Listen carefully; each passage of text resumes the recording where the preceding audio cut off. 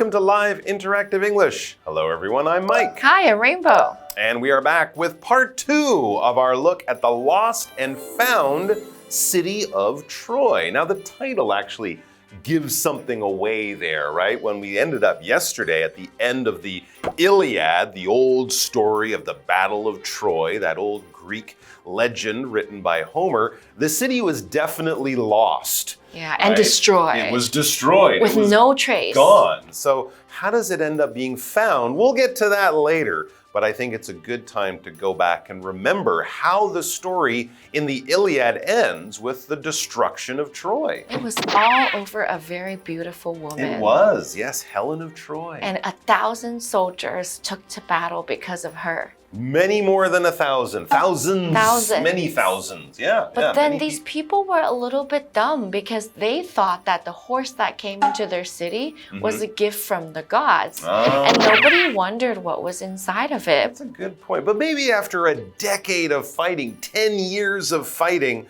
the people in the city were so desperate for anything hopeful that maybe they just were like, we hope this is, the gods are helping us. We just want the war to end. I mean, it's hard to imagine what life would be like if your country was at war for 10 years. Yeah. You might be looking for any hopeful sign that the war could end. But of course, yes, that horse was just a trick. Greek soldiers were hiding inside. They jumped out at night, opened the gates, and the Greek army poured in and killed everyone in Troy, destroyed the city, and the city was lost until it was found many, many years later. We're going to find out all about the true history of that place in Turkey in part 2. So let's check it out.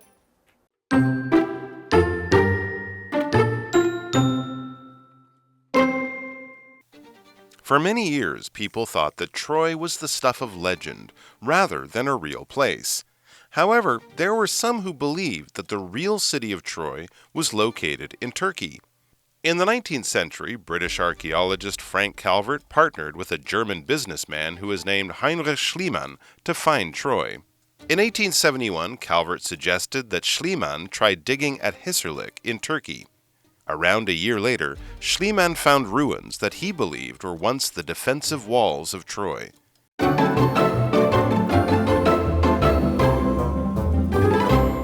All right, so yes, here we are back with the Lost and Found City of Troy, Part 2.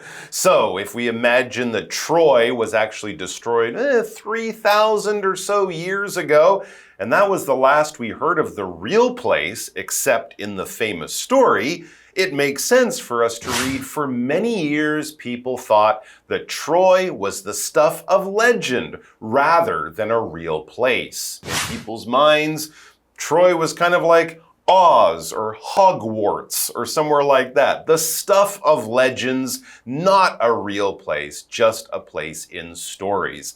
When we talk about stuff, we're just talking about things, right? When you go on holiday, you put all your stuff in a suitcase and bring it with you. But we can also use this when we talk about what is in a person, kind of like their character, their personality, or what they have in them that makes them special. The stuff of legend is the sort of idea that this is just a bunch of legends. There's no truth to it. It's a fairy tale. It's a myth. So when we hear something talking about the stuff of legends, we're talking about the myth, the story, the things that might be interesting and everyone knows, but might not be true. We could have another example here to use the word stuff in a different way. The president has the stuff of greatness. That means he's got all the things he needs to be great inside of him. Good qualities, huh? All right. However, there were some people who believed that the real city of Troy was located in Turkey. Now remember, nobody really knew whether it was fact or fiction or myth. So we have to leave it up to these historians historians to find out about it. In the 19th century, British archaeologist Frank Calvert partnered with a German businessman who was named Heinrich Schliemann to find Troy. Now, an archaeologist is somebody who looks at bones and learns about the history of it to find out about what happened in the past. And they partnered together with a person who has money. Yeah, to partner, to use this as a verb, is just to join up with someone to do an action or activity together. You're not doing it alone, you're finding someone to do it with. We can also, of course, use this as a noun. Your partner is the person that you are doing something with. If you're playing tennis with someone against another team, then your partner will be playing against another player and their partner. You will partner up to form a team to play tennis or something like that. So to join together for some action is to partner. And it's not just people who can do it, organizations can do it, businesses can do it. They decided to partner with a local business. So these two businesses might partner in order to do more business more successfully together. So these two guys joined forces, and it says in 1871, Calvert suggested that Schliemann try digging at Hisarlik in Turkey. This is a place, you can find it on a map. It's on that western side of Turkey that sort of sticks out into the Aegean Sea, the sea that separates Greece and Turkey. It's right there on the coast. And this is where they thought, if we're going to find Troy, it's probably around this sort of area. And they had actually found some real things in the ground that made them think that, yeah, they might be right about this guess. It says around a year later, Schliemann found ruins that he believed were once the defensive walls of Troy. Those famous Great Walls. They found stones buried under the ground, and once they uncovered them, they realized this sort of shapes or forms the shape of the outside of the city. These could be the walls, the defensive walls of Troy. It seems they were hot on the trail of the real city of Troy. Let's take a break and then we'll find out more.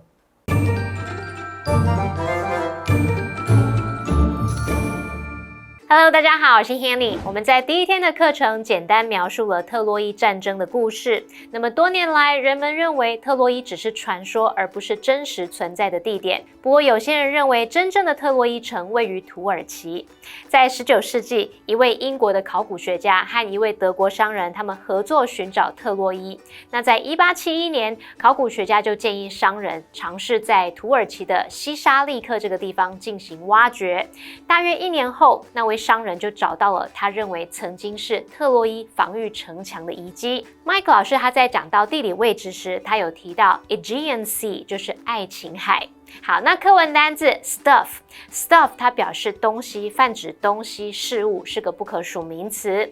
文中的 stuff of legend 表示传说中的事物。当我们用 the stuff of something 就可以表达什么的基本元素啊，什么的基础。好，下一个单字 partner 这个动词表示合伙或是合作。这边一个重点，我们进入文法时间。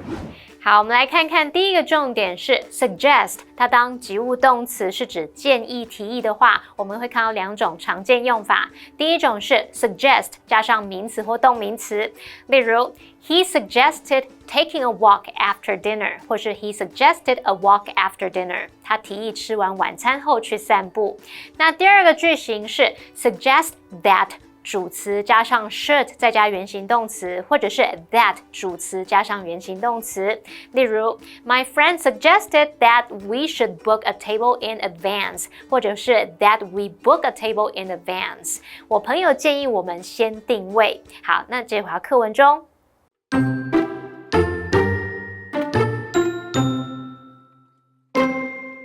Since the discovery over 150 years ago, Schliemann and Calvert's work has been continued by many archaeologists. Today, most are in agreement that Hisarlik was indeed the location of the ancient city of Troy. Even so, scholars have still not found historical evidence of the Trojan War. We may never know if the Trojan War truly happened as the ancient Greeks described it. However, the discovery of the ruins at Hisarlik shows that the legendary city of Troy likely existed. As we learn more about Hissarlik, we might wonder, what other ancient places are out there to discover?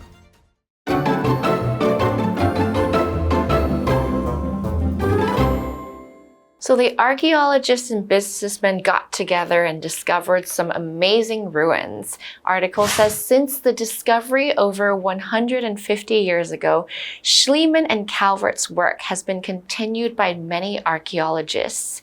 The discovery was something that somebody found that was amazing and memorable and important. When you make a discovery and use the discovery as a noun, it's a bit different from saying, oh, I discovered a bird. I found it. It's like a discovery is like, wow, maybe this changed history, or this was the first time that it was uncovered, or we found something that no one ever knew before, then we call that a discovery. The discovery of a new planet excited the scientists. Even that word discovery sounds exciting. It kind of does, doesn't it? It says today, though, back in the article, most are in agreement that Hissarlik was indeed the location of the ancient city of Troy.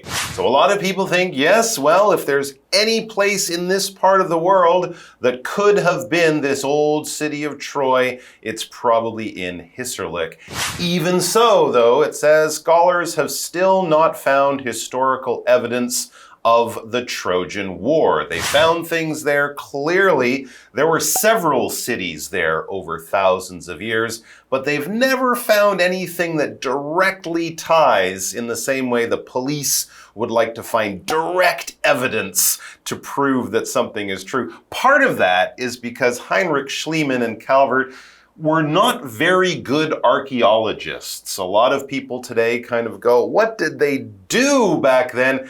Archaeologists are very careful. They will take layers of dirt and uncover everything that they can. These guys back then, archaeology was very new. What did they do? They dug holes straight down. So a lot of the things that we could have learned were actually destroyed by them. No. Yeah, I mean, it's hard to blame them. They didn't know what they were doing was so bad, but we can't go back in time and fix it. So we're working on a lot of good guesses. If we could do it again today, it would be a lot more scientifically done. But indeed, they did find that there was a city there. There were several cities there. And I think they've even found that some of them were burned, some of them were destroyed, like it says in the story of Troy. But was it the Troy from the myth and legend? We don't know. We have this adverb here, indeed. When we say indeed in this way, we're kind of saying it as a statement of agreement or sort of giving proof to something. If you think that something is definitely true, you could agree with someone and say, that is indeed the truth. That is indeed the case. I also think the same thing. That is definitely a true statement. For example, I might say, it's hot. And my friend might reply by saying, the weather is indeed very hot today. They are in agreement that it is a very hot day out there. So many years after this discovery, scholars continued the work of these two people that made that first discovery. A scholar is somebody who is a professional in a certain area. When we think of the word scholar, we think of books, reading a lot, studying a lot, research, experiments, comparing facts and information, making new facts, proving other things wrong. A scholar is really focused on being a professional or academic in a field that is very important and valuable for us to learn from. John is a respected scholar, is a professional studying person in the field of history. So we rely on scholars for all the things that they publish to understand the world and what is true and facts and history. All right, back to the article. We may never know if the Trojan War truly happened as the ancient Greeks described it. Not in the exact way if we don't know for sure. Was it real? What part of it? However, the discovery of the ruins at Hissarlik shows that the legendary city of Troy likely existed. So we know some part of it at least was real. As we learn more about Hissarlik, we might wonder what other ancient places are out there to discover? Oh, that's such a good question. That is a good question. Maybe even a place like Atlantis, the lost city that totally. apparently disappeared into the ocean. We don't know, it's a good reason to get out there, learn about history, and maybe go to some of these fantastic places for yourself. We have a what do you think question here, don't we? Okay. So, Mike, are there any historical sites that you would like to visit? You've always wondered about it, but you want to see it in person because you just imagine it in your head? Yeah. Well, I guess one place I've always wanted to visit is, of course, the Roman city of Pompeii. Okay. Or Herculaneum, a sister city town nearby. These, of course, were destroyed by a volcano about 2,000 years ago, and they're sort of living museums. I would love to walk around a place like that. It would be very cool. How about you? I was going to say the same thing. Oh, okay. Ancient Greek and Roman society really interests me. Okay. Like they have such amazing architecture and structures where people had war and everything, but they're just ruins. I want to see the grandness because here in Taiwan, everything is so small. I want to see like a great and ancient civilization because we're so young here, right? It's true. A lot of things in Taiwan are quite new, whereas, of course, in Greece, and young and small. Turkey, Italy, and, of course, in Egypt, right? With the pyramids. Very old stuff. Grand. Well worth checking out. Thanks for joining us, guys. We'll see you back here sometime soon with more great articles. Until then, all the best. And watch the movie Troy. Oh, yeah. Look for Brad Pitt and his nice hair. Such an amazing movie.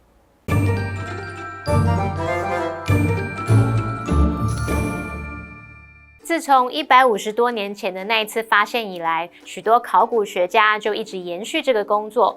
如今，大多数人都同意这个西沙利克确实就是特洛伊古城的所在地。尽管如此，学者们还没有找到特洛伊战争的史实证据。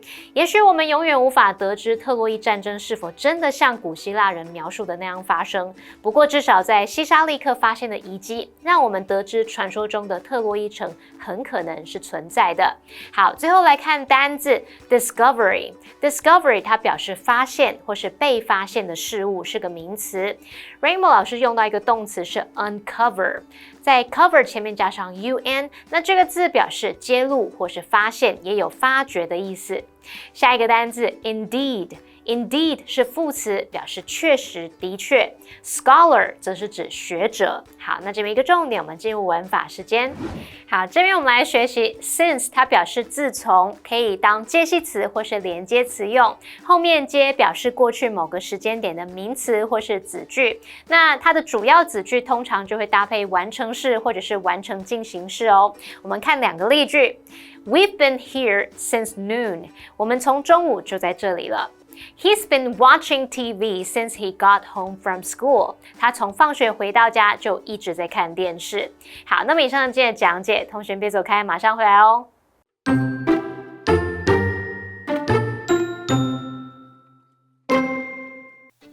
For many years, people thought that Troy was the stuff of legend rather than a real place. However, there were some who believed that the real city of Troy was located in Turkey. In the 19th century, British archaeologist Frank Calvert partnered with a German businessman who was named Heinrich Schliemann to find Troy. In 1871, Calvert suggested that Schliemann try digging at Hissarlik in Turkey. Around a year later, Schliemann found ruins that he believed were once the defensive walls of Troy. Since the discovery over 150 years ago, Schliemann and Calvert's work has been continued by many archaeologists. Today, most are in agreement that Hissarlik was indeed the location of the ancient city of Troy. Even so, scholars have still not found historical evidence of the Trojan War.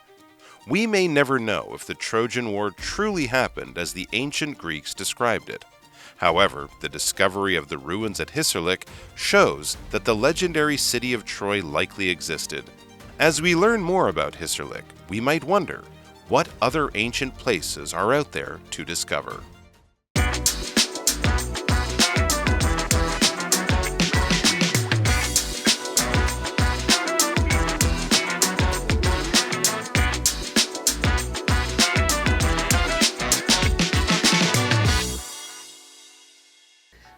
Okay, so there's the quarterly prices and Get this to me by 5 o'clock, please. but I'm already drowning in work. Good luck. Guess it's time for KiWi on the street. Translations. All right, it's time to work on some translations, and the topic is being busy with work. Okay, so first sentence, 我有很多事情要忙. I have a lot of things to do. I got many jobs to do. I got many jobs to do. I am very busy. Okay. 我现在已经被工作淹没了. Yeah. Is I am by my works. I don't know how to translate that word. 淹没是那个淹死的淹吗？ Oh yes, exactly. Now I am drowned with work. Very good. Wow. I am drowning with work. Good job. Very good. All right. So, what did we learn today? The topic of translation for today is being busy with work. Our first phrase is, my plate is full. It means when your plate is full, you have a lot of stuff on it and you can't put any more. So it could be a very stressful situation, especially when it comes to your work. Our second sentence is, I am snowed under with work right now. To be snowed under means to be covered by all that snow, to be buried by snow. But in this case, it can also mean that you are buried with work. The snow represents all your work. Imagine your work desk is flooded by snow. Doesn't that feel like you are buried by the snow? That's all for translations today. KiWi later!